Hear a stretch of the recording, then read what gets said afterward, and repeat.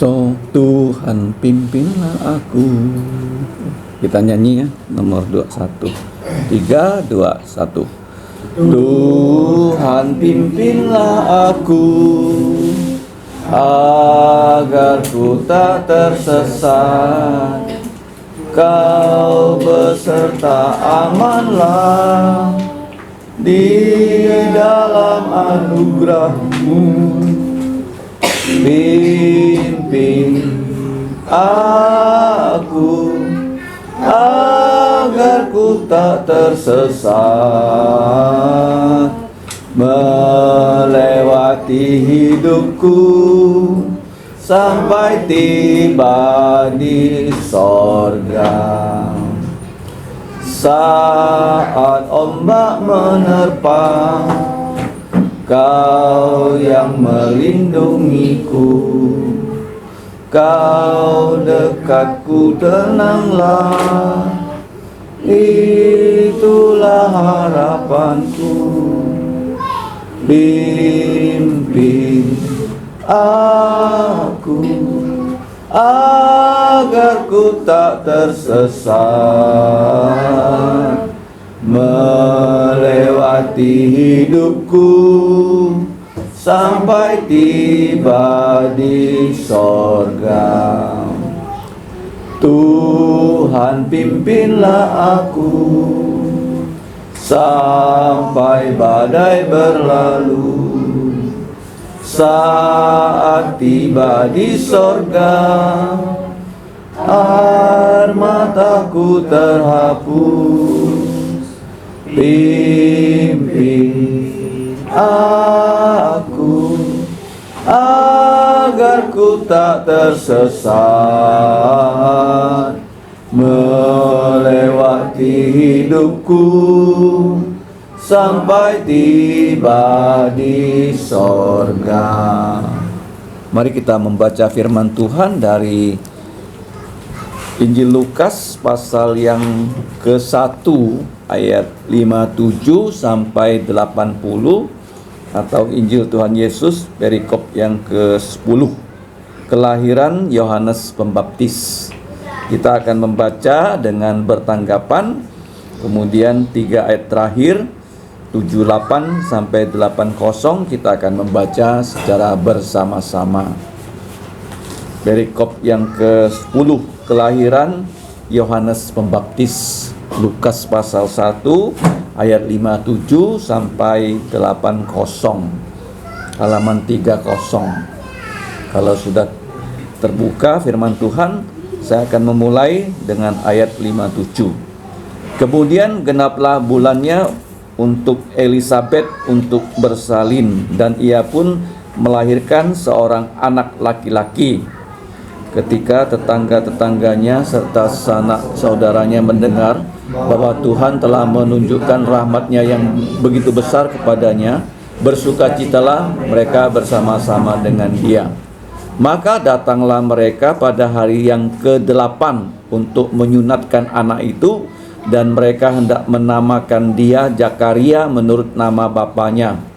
Tetapi ibunya berkata, "Jangan, ia harus dinamai Yohanes." Kata mereka kepadanya, "Tidak ada di antara sanak saudaramu yang bernama demikian." Lalu mereka memberi isyarat kepada bapaknya untuk bertanya nama apa yang hendak diberikannya kepada anaknya itu. Ia meminta batu tulis, lalu menuliskan kata-kata ini, "Namanya adalah Yohanes." Dan mereka pun heran semuanya. Dan seketika itu juga terbukalah mulutnya dan terlepaslah lidahnya, lalu ia berkata-kata dan memuji Allah. Maka ketakutanlah semua orang yang tinggal di sekitarnya, dan segala peristiwa itu menjadi buah tutur di seluruh pegunungan Yudea. Dan semua orang yang mendengarnya merenungkannya dan berkata, "Menjadi apakah anak ini nanti? Sebab tangan Tuhan menyertai dia." Dan Zakaria ayahnya penuh dengan Roh Kudus, lalu bernubuat katanya, "Terpujilah Tuhan Allah Israel, sebab ia melawat umatnya dan membawa kelepasan baginya."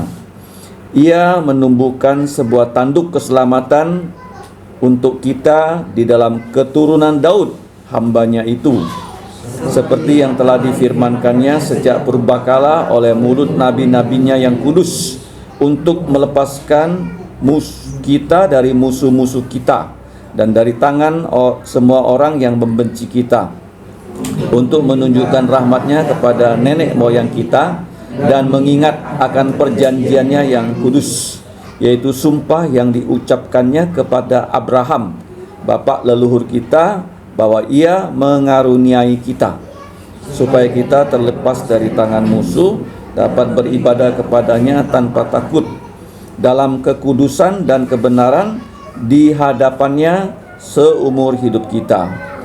Dan engkau, hai putraku, akan disebut Nabi Allah yang Maha Tinggi, karena engkau akan berjalan mendahului Tuhan untuk mempersiapkan jalan untuknya, untuk memberikan kepada umatnya pengertian akan keselamatan berdasarkan pengampunan dosa-dosa mereka sama-sama, oleh rahmat dan belas kasihan dari Allah kita, dengan mana ia melawat kita surya pagi dari tempat yang tinggi, untuk menyinari mereka yang diam dalam kegelapan dan dalam naungan maut, untuk mengarahkan kaki kita kepada jalan damai sejahtera.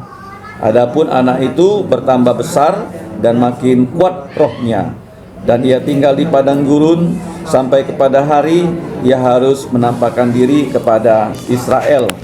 Mari kita berdoa sebelum kita merenungkan firman Tuhan. Bapa kami di surga, kembali kami berterima kasih untuk persekutuan kami di hari ini. Kiranya Engkau menolong kami untuk belajar firman-Mu. Berikan kami kekuatan juga untuk melaksanakan dan mewartakan firman-Mu, sehingga nama-Mu, nama Tuhan Yesus dan nama Roh Kudus dimuliakan melalui pelayanan dan kehidupan kami. Kami sadar kami orang berdosa, dan kami hanya dapat dibasuh dosanya melalui darah Tuhan Yesus yang sudah mengalir di atas bukit Kalvari. Mohon belas kasihan-Mu untuk mengampuni dosa kami, sehingga Roh-Mu yang kudus dapat sekali lagi menaungi kami untuk mengerti firman-Mu. Demikianlah doa kami Bapa, dalam nama Tuhan Yesus kami mengucap syukur dan berdoa. Amin. Nah, kita bersyukur di hari ini kita dapat kembali bersekutu.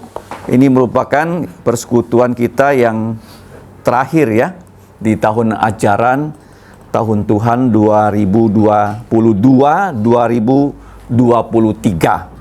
Nah, kita belajar mengenai kelahiran Yohanes Pembaptis. Kita tahu bahwa ibunya sudah nenek-nenek, tetapi diberi mujizat oleh Allah melalui malaikat Gabriel, Elisabet yang mandul, dan Zakaria yang sudah lanjut usia, kemudian harus mereka memiliki anak satu-satunya laki-laki. Nah, sebagai penggenapan nubuat dari Allah yang sudah dijanjikan kepada nabi-nabi bahwa yang lahir ini harus mendahului Tuhan Yesus. Dan waktunya tidak lama, dia hanya berusia sekitar 6 bulan lebih tua daripada Tuhan Yesus. Dan Elisabet juga merupakan kerabat dari Maria. Jadi waktu Maria mengandung 3 bulan, Elisabet sudah mengandung 6 bulan.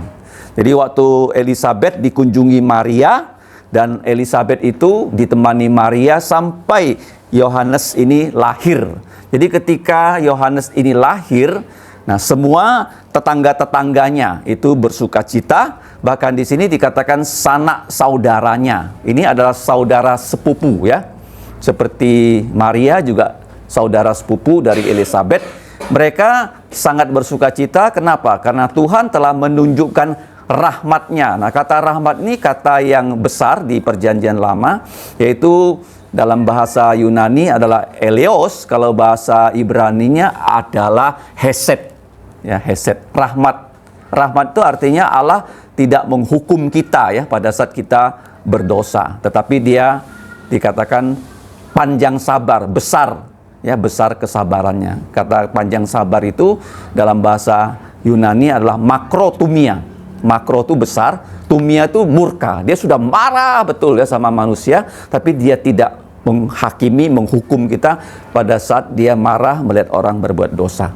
Jadi di sini dikatakan rahmatnya besar kepada kita, sukacita mereka bersama-sama dengan keluarga Zakaria dan Elisabet. Nah, kemudian sampai pada hari ke-8, ini adalah suatu perintah Allah kepada Abraham ya, bahwa putra-putra yang lahir di rumah Abraham itu harus disunat pada hari ke-8. Jadi Yohanes ya sebagai orang Israel, dia harus disunat karena Abraham menerima perintah itu dalam Kejadian pasal 17. Nah, Abraham waktu disunat usianya sudah hampir 100 tahun, 99 tahun. Dan Ismail sebagai nenek moyang orang-orang Arab itu usianya belasan tahun. Makanya sekarang orang-orang Arab sunatnya itu belasan tahun, seperti orang Indonesia yang mengikuti orang-orang Arab. Nah, padahal sunat yang Tuhan sebut ya sebagai ikatan perjanjian dia ya dengan Abraham itu 8 hari. Ya, jadi Zakaria membawa putra tunggalnya disunat dan sekaligus diberi nama. Nah, 8 hari ini menjadi misteri di dunia ilmu pengetahuan. Ya, saya sudah katakan ilmu pengetahuan itu adalah awal dari Alkitab. Pada mulanya Allah menciptakan langit dan bumi. Jadi kalau kita belajar ilmu, pada mulanya waktu Allah menciptakan force, aksi. Ya kan? Kalau ada aksi, baru ada reaksi kan? Kamu belajar baik fisika, kimia, ada aksi reaksi. Ya. Jadi kalau orang belajar Alkitab, ilmunya paling hebat. Pada mulanya waktu Allah menciptakan aksi. Terus langit. Apa itu langit? Space. Bumi. Materi. Jadi kalau kita kuasai 4 hal ini, kita menjadi orang paling jago di ilmu pengetahuan. Makanya orang Israel, mereka belajar ilmu. Nggak ada orang kalahkan orang Israel loh. Yang paling banyak mendapatkan Nobel itu orang Israel. Orang Tionghoa aja kalah loh. Orang Tionghoa itu pinter loh. Tapi orang Tionghoa yang bisa dapatkan Nobel bukan tinggal di Tiongkok, dia sudah pindah ke Amerika. Ya, jadi orang yang belajar ilmu itu harus ya berdasarkan firman. Kalau tidak ada firman, orang ilmunya kacau, apa? Kacau. Ya, jadi kalau kita lihat di sini waktu disunat kenapa 8 hari? Jadi tidak ada yang tahu. Orang Yahudi bilang 8 hari. Abraham bilang kalau ikut saya 99 tahun kan. Nah, mana bisa sampai 90 tahun? Udah mati dulu kan sebelum disunat. Tapi 8 hari ini karena apa? Dokter di Inggris dia meneliti ya darahnya manusia. Waktu darah manusia umur 1 hari bayi baru bisa menggumpal sedikit. Kurvanya makin naik, makin naik, makin naik. Pada 8 hari darah bayi ya koagulasinya, penggumpalannya sama dengan orang dewasa. Ya, sama dengan. Jadi kalau disunat harus hari ke-8. Makanya kalau dokter sekarang, dokter bedah anak, kalau ada anak-anak minta disunat di rumah sakit, itu dia harus cek dulu darah dari bayi itu. Dia cek dulu biasanya hari ke-9, ke-10. Kalau dilihat darahnya sudah bisa menggumpal, baru dokter bedah anak berani menyunat anak yang barulah lahir. Jadi waktu disunat harus diberi nama, ya seperti Tuhan Yesus juga disunat pada hari ke-8, diberi nama. Jadi mereka semua itu ingin memberikan nama Zakaria kepada putra Zakaria. Kenapa begitu ya? Kenapa orang mau memberi nama sesuai dengan nama kita? Saya punya nama anak belakangnya Elson. Jadi Pendeta Karyanto, Ketua Sinode Gereja Kalam Kudus, dia minta izin sama saya, boleh nggak saya pakai nama Elson untuk nama putra tunggalnya? Saya bilang silakan. Nah, kenapa nama kita mau dipakai?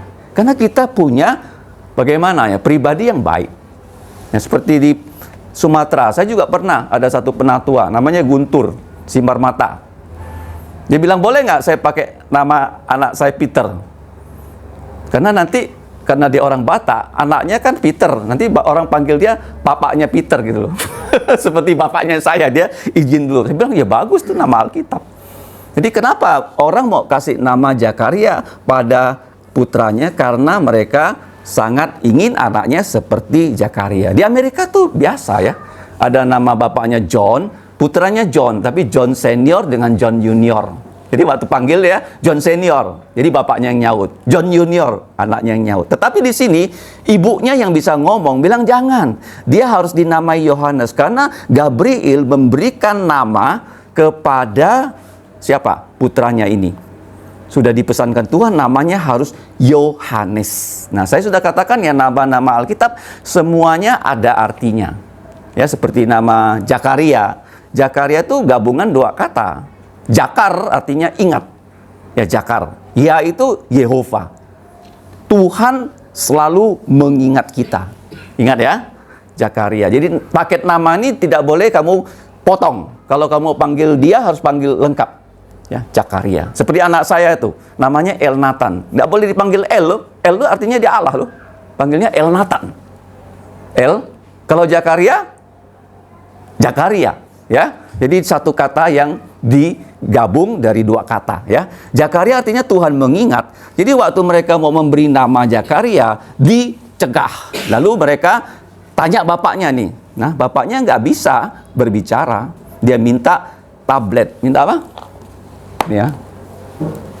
Tablet kan? Tapi dulu tabletnya bukan Android.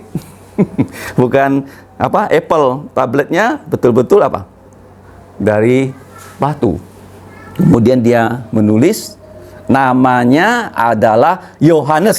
Ya, begitu dia menulis, terbukalah mulutnya, terlepaslah lidahnya. Jadi begitu dia bisa berkata-kata, dia memuji Allah. Ini penting loh. Waktu kita ngomong, apa yang kita omongkan? Firman. Firman. Seperti guru kalau mengajar ilmu yang dia sebutkan kepada muridnya. Jadi membangunnya. Jadi kalau kita lihat di sini ada banyak hal ya yang kita bisa lihat ya dari nyanyian pujian dari Zakaria. Jadi pujian ini sudah disinggung beberapa minggu yang lalu, pujiannya Elizabeth, pujiannya Maria, sekarang pujiannya dari Zakaria. Jadi pujian ini betul-betul dipimpin Roh Kudus. Makanya sekarang kita harus waspada ya. Banyak di gereja sekarang, nyanyian-nyanyian itu adalah karya dari artis. Dari siapa? Artis. Nah, artis itu biasanya dia mencari popularitas. Jadi lagunya direkam supaya laku, sudah laku, populer. Nah, itulah jadi lagu gereja. Banyak tuh kalau kamu periksa ya, lagu-lagu karismatik kontemporer zaman sekarang selalu begitu. Ya, tujuannya apa? Supaya dikenal. Kalau kita lihat ya lagu-lagu yang tadi kita nyanyikan itu bukan loh. Jadi tujuan orang menulis lagu ini adalah untuk mengajar firman dan memuliakan Tuhan. Jadi mereka yang menulis lagu ini seperti pimpin aku, kalau kamu cek ya hymn story-nya, itu ada kisah-kisahnya loh. Ada kesaksiannya loh. Bukan karena mereka mau bikin lagu inspirasi kayak lagu pop ya. Lagunya misalnya hard rock ya, Coldplay gitu kan. Enggak loh. Makanya kita tidak menyanyikan lagu-lagu yang kontemporer seperti itu di gereja. Karena motif mereka membuat lagu beda dengan yang di firman Tuhan. Paham ya? Mereka ingin supaya karyanya terkenal. Bahaya sekali loh kita bisa menyanyikan lagu yang sebenarnya Tuhan nggak suka. Karena untuk manusia, dibuat oleh manusia, untuk menyenangkan manusia. Kalau di sini beda ya, dia dipenuhi Roh Kudus, dia mulai memuji Tuhan. Ini penting sekali ya. Nah, karena hari ini kita persekutuannya singkat karena kita akan banyak kegiatan, hanya ada 7 hal yang perlu kita lihat dalam pujian Zakaria. Ya, coba ya lihat ya. Ayat 71, apa itu pujiannya? Yang pertama, dia mengatakan Tuhan melawat umatnya. Nah, kalau dia ingat kita, dia pasti datang kepada kita, membesuk kita ya. Waktu dia melawat umatnya, ayat 71, apa tujuannya? Untuk melepaskan umatnya dari musuh-musuh kita. Ya, musuh kita tuh siapa? Waktu Hawa jatuh dalam dosa, yang dikatakan kamu akan terus punya permusuhan, yaitu keturunan wanita ya dengan ular, iblis. Kita punya musuh lebih kuat daripada kita dan tidak bisa kita kalahkan. Kecuali Yesus yang bisa merumukkan kepala ular. Makanya tidak ada jalan keselamatan kalau orang tidak mau percaya Yesus. Itu yang pertama ya, ayat 71 ya, membebaskan kita dari musuh. Kalau musuh lebih kuat daripada kita, bagaimana manusia bisa bebas dari musuh? Orang membuat agama A, agama B. Semuanya itu ujungnya menuju maut. Ya, usaha manusia. Tapi ini beda ya, Tuhan mengirim Yesus, Yesus mati untuk dosa kita, dan dia bagaimana? Bukan hanya mati, dia bangkit dari kematian.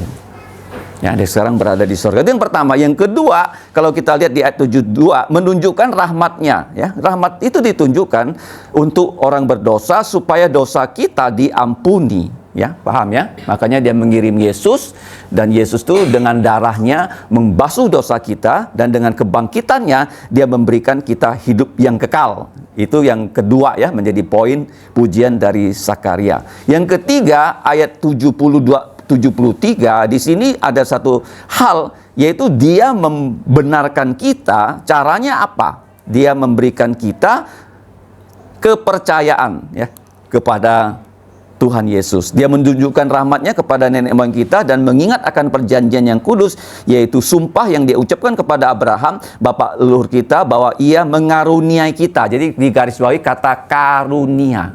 Jadi rahmat itu dia tidak menghukum dosa kita sesuai dengan dosa kita. Kalau karunia itu apa? Namanya Yohanes. Yohanes artinya Tuhan memberi kita hadiah, memberi kita karunia. Apa itu karunia dari Tuhan? Keselamatan. Keselamatan, walaupun kita tidak layak masuk surga, melalui Yesus kita dibawa masuk surga. Rahmat itu walaupun kita layak dilempar ke neraka, Tuhan tidak melempar kita ke neraka. Caranya apa? Dia menghukum dosa-dosa manusia di atas kayu salib. Makanya penting ya, selalu kita sadari bahwa dengan salibnya Yesus, manusia diselamatkan. Ya, pembenaran melalui iman, percaya. Asal kita percaya Yesus tuh, nggak usah bikin apa-apa. Kalau semua jalan yang manusia buat itu kamu lakukan A, B, C, D, E, F, G, nah, kamu bisa masuk surga. Semua agama begitu. Tapi melalui firman Tuhan enggak loh. Allah berjanji kita nggak bisa buat, hanya Yesus yang berbuat. Kita percaya Yesus saja, maka kita selamat. Seperti penyambut di sebelah Yesus kan, dia kan sangat jahat sekali. Dia pernah membunuh dan sebagainya. Bahkan sebelumnya dia mengejek-ngejek Yesus. Akhirnya dia sadar. Dia bertobat. Karena Roh Kudus menggerakkan dia bertobat. Akhirnya apa yang dia katakan? Yesus, kalau engkau datang sebagai Raja, ingat akan aku. Dan Yesus bilang, hari ini juga engkau bersama-sama aku di Firdaus. Artinya apa? Kalau orang mati percaya Yesus, saat itu juga loh masuk surga loh. Jadi nggak ada istilahnya api penyucian yang diajarkan oleh gereja Roma Katolik. Jadi orang kalau mati juga nggak perlu kita doakan supaya diterima di sisi Allah. Sudah settle itu. Begitu dia mati, langsung kalau dia terima Yesus dibawa malaikat. Kalau nggak terima Yesus, ya langsung tangkap oleh malaikat, buang ke neraka. Nggak ada, Allah tuh cerita tuh berlambat-lambat ya dalam bertindak. Jadi di sini yang ketiga, pembenaran melalui iman. Ayat 74 itu adalah kita bisa damai dengan Tuhan. 74 supaya kita terlepas dari tangan musuh kita, dapat melayaninya dengan tanpa takut. Jadi di sini penting sekali ya, kalau kita sudah lepas dari tangan musuh, ya, kita dapat melayani Tuhan. Kemudian yang kelima itu melalui pelayanan Yohanes dan Tuhan Yesus, itu yang ditekankan adalah kekudusan dan kebenaran di hadapannya seumur hidup kita. Jadi ini juga hadiah ya, kita menjadi kudus, hadiah karena dibasuh darah Yesus, kita dibenarkan juga sama ya, hadiah dari Yesus. Nah, kalau kita dibenarkan artinya bagaimana?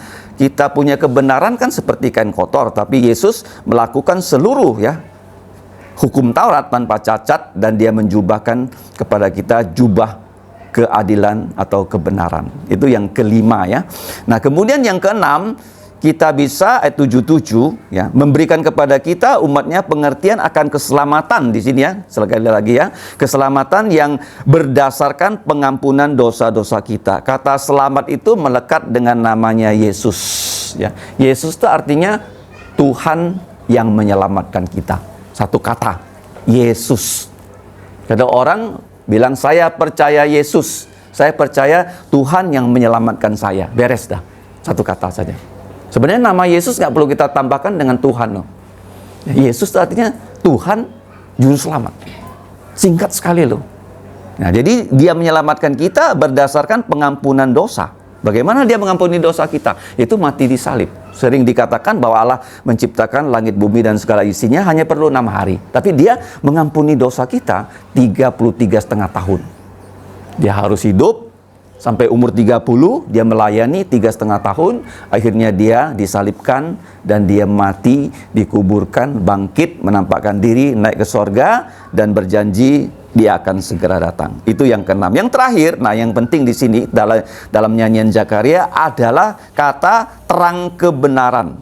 Ingat ya, dia memberikan kita terang kebenaran seperti matahari yang cahayanya terang sekali, sehingga kita yang diam dalam kegelapan itu dalam naungan maut, kita diberi terang. Nah, terang itu identik dengan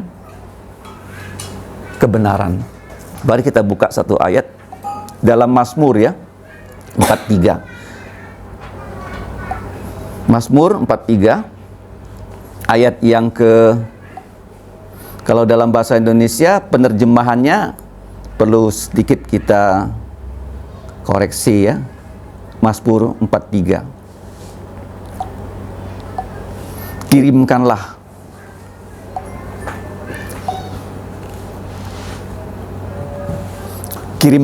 ayat 3 ya. Kirimkanlah terangmu. Jadi di situ kata kesetiaan itu dari kata emet ya. Emet itu artinya kebenaran. Mari kita baca dengan mengganti kata kesetiaan dengan kata kebenaranmu. Jadi terang Allah identik dengan kebenarannya. Mari kita baca 1, 2, 3. Suruhlah atau kirimlah terangmu, bahkan kebenaranmu datang, supaya aku dituntun dan dibawa ke gunungmu yang kudus dan ke tempat kediamanmu. Jadi penting sekali Allah memberikan kita terang. Apa itu terang? Terang itu bukan hanya kebenaran, tapi juga terang kehidupan. Artinya dia memberikan kita firman-Nya ya, dari perjanjian lama dan perjanjian baru. Jadi berdasarkan Alkitab kita dapat dituntunnya sampai bertemu dengan Bapa kita di sorga. Jadi kita hari ini sudah melihat bahwa Yohanes ya, bapaknya yang bernama Zakaria, begitu mulutnya terbuka, dia menyampaikan nubuatan ya, pujian ya, yang merupakan satu ilham dari Roh Kudus sehingga menjadi ya, pegangan kita pada hari ini. Dan dikatakan selanjutnya anak itu bertambah besar dan makin kuat rohnya, dan ia tinggal di padang gurun sampai kepada hari ia harus menampakkan diri kepada Israel. Jadi Yohanes ini adalah putra Nazar, rambutnya panjang, tidak pernah makan anggur, tidak pernah minum anggur, jus anggur nggak pernah. Yesus bukan putra Nazar ya. Yesus minum jus anggur. Ya, paham ya? Jadi kalau Nazar kan seperti Samson.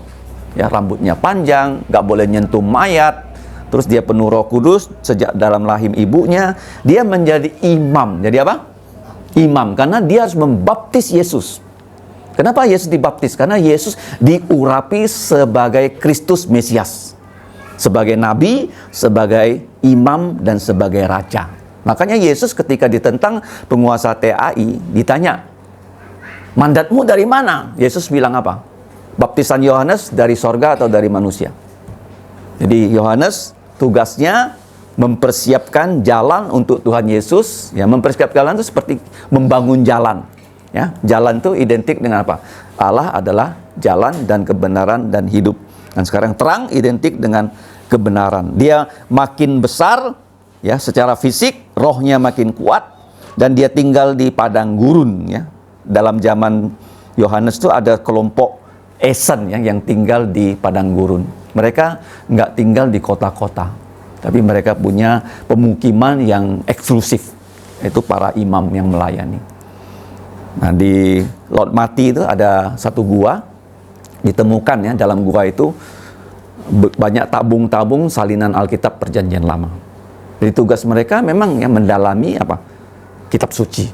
Ya, Yohanes ini kenapa dia tinggal di situ? Dia mempersiapkan diri dan dia akan mulai keluar melayani pada usia 30 tahun.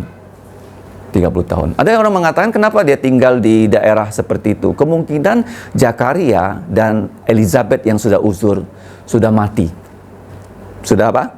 Mati. Kamu bayangkan kalau Zakaria waktu melahirkan Yohanes umurnya sudah sangat uzur, Yohanes sudah 30 tahun, jadi kemungkinan dia sudah ya, anak yatim piatu. Ya. Kalau Yesus itu anak yatim, karena Yusuf diperkirakan juga sudah mati sebelum Yesus melayani. Makanya di dalam Injil ini nggak ada cerita Yusuf mencari Yesus, ya kan? Maria ada, adik-adiknya ada. Jadi makanya waktu Yesus mati, dia menyerahkan Yesus pada Yohanes. Kenapa Yohanes? Karena adik-adik tirinya belum siap, belum percaya Yesus. Jadi penting ya, dalam pelayanan rohani yang dipentingkan bukan hubungan darah ya, tapi hubungan kerohanian. Jadi kita sudah belajar tentang nyanyian pujian dari ya Zakaria. Ya, Zakaria artinya Tuhan ingat. Kemudian kalau Yohanes, Tuhan memberikan anugerah keselamatan. Jadi 7 hal yang dia pujikan di sini. Allah membebaskan kita dari musuh dan Allah mengampuni ya dosa-dosa kita. Kemudian kita bisa selamat karena kita percaya. Kemudian setelah kita percaya, Allah memberikan kita damai sehingga kita bisa melayani Tuhan. Dan apa yang Tuhan berikan pada kita, kekudusan dan kebenaran. Kemudian ya, rekonsiliasi kita kepada Allah melalui salib Tuhan Yesus. Itu ayat 77. Yang terakhir ayat 79. Terang kebenaran dan bimbingan kehidupan Allah berikan pada kita. Mari kita berdoa. Bapa, kami mengucap syukur karena pada saat ini kami dapat kembali bersekutu dan mempelajari firman-Mu. Kami kembali mohon agar kehidupan kami bisa melayani Engkau seperti yang dilakukan oleh keluarga Zakaria, Elizabeth, Yohanes, sehingga nama-Mu dimuliakan melalui pelayanan keluarga ini. Tolonglah kami ya Bapa, pakailah kami untuk melayani Engkau di akhir zaman ini. Kami tahu dalam pekerjaan pelayanan kami banyak hal yang ya, tidak sempurna kami lakukan. Mohon Engkau mengampuni dosa-dosa kami dan hapuskan pelanggaran kami dengan darah Tuhan Yesus. Kami serahkan hidup kami dalam pimpinan Engkau. Dalam nama Tuhan Yesus kami mengucap syukur dan berdoa. Amin. Kita akan berdoa secara singkat, kesaksian singkat mulai dari istri saya. Setelah itu searah jarum jam ya. Terima kasih.